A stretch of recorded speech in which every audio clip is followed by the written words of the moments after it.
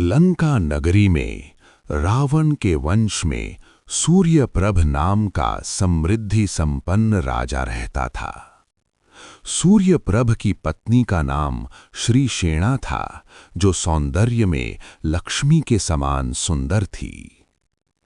एक समय की बात है, सूर्यप्रभ राजा मन को अत्यंत प्रिय लगने वाले मलय देश के मलय पर्वत पर पहुंचा।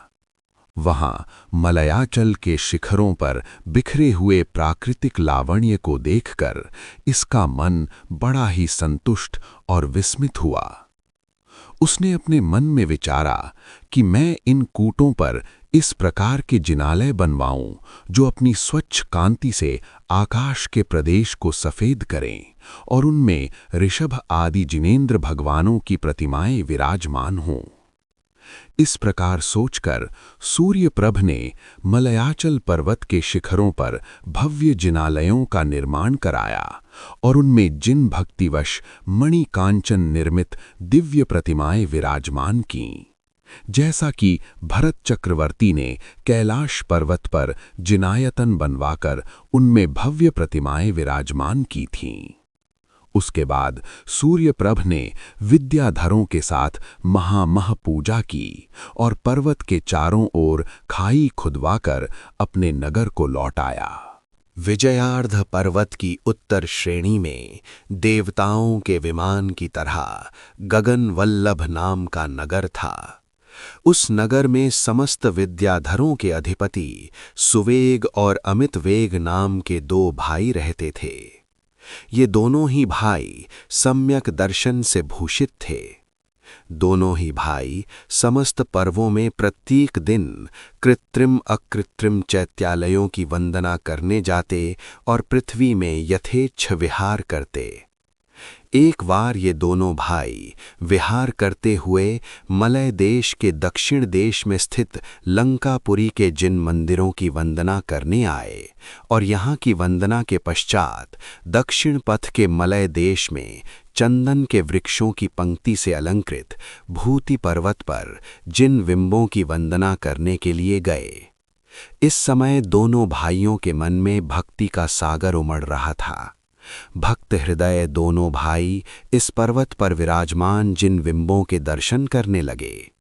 इसी समय भगवान पार्श्वनाथ की दिव्य और भव्य प्रतिमा को देखकर अमित वेग ने अपने मन में सोचा कि मैं भी विजयार्ध पर्वत पर एक जिन मंदिर बनवाकर भगवान पार्श्वनाथ की ऐसी ही प्रतिमा विराजमान करूंगा।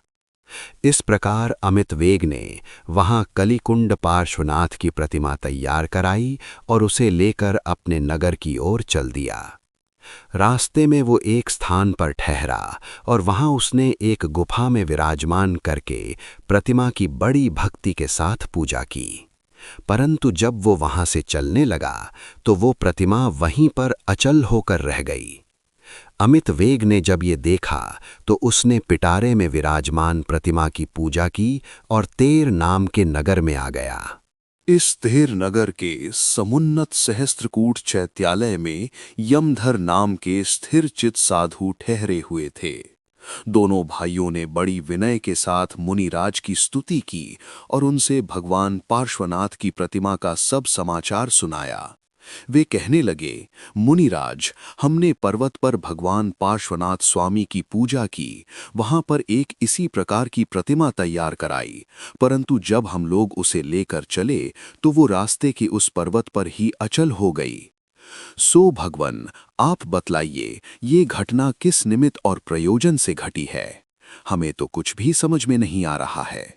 योगी राज ने इन दोनों की बात सुनी और कहने लगे, अमित वेग, तुम अगले भव में स्वर्ग में उत्पन्न होगे और ये सुवेग विद्याधर भी पार्श्वनाथ भगवान की पूजा को देखकर दूसरे भव में निश्चित रूप से जैन धर्म ग्रहण करेगा।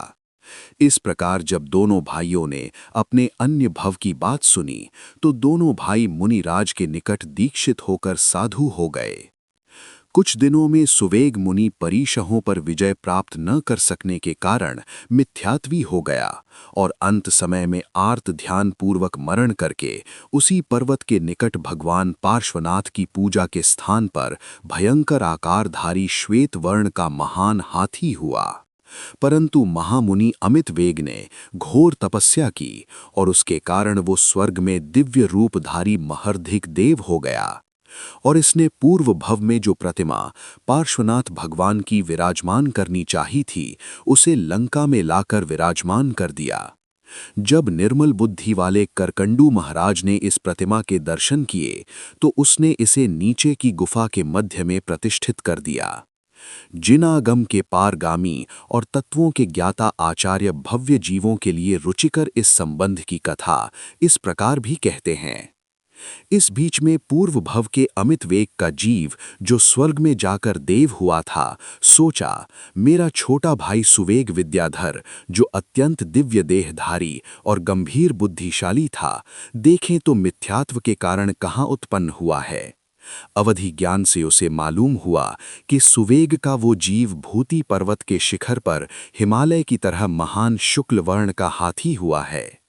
इस बात का परिज्ञान होते ही वो देव तुरंत इस हाथी के पास आया और अपने पूर्व भव की स्मृति दिलाकर इस हाथी के जीव को 5 अणुव्रत, 3 गुणव्रत और 4 शिक्षा व्रत ग्रहण कराया। इसके सिवाय रात्रि भोजन, मद्य, मांस और मधु का त्याग देकर इस देव ने इस हाथी के जीव को सम्यक्त्व ग्रहण करा दिया। हाथी का जीव विचार करने लगा, देखो मैं कितना पापी हूँ जिसने पूर्व जन्म में सन्मार्ग से भ्रष्ट होकर पापों के कारण ही तिर्यंच गति में ये हाथी की पर्याय पाई। मैं इस पर्वत के भीषण जंगल में विचरता हुआ कहाँ जिन पूजा और मुनिराज के दर्शनों का सौभाग्य प्राप्त करता, परंतु मेरा सत्पुण्य जो आज मुझे इस पर्वत पर दोनों का ही दर्शन हो रहा है।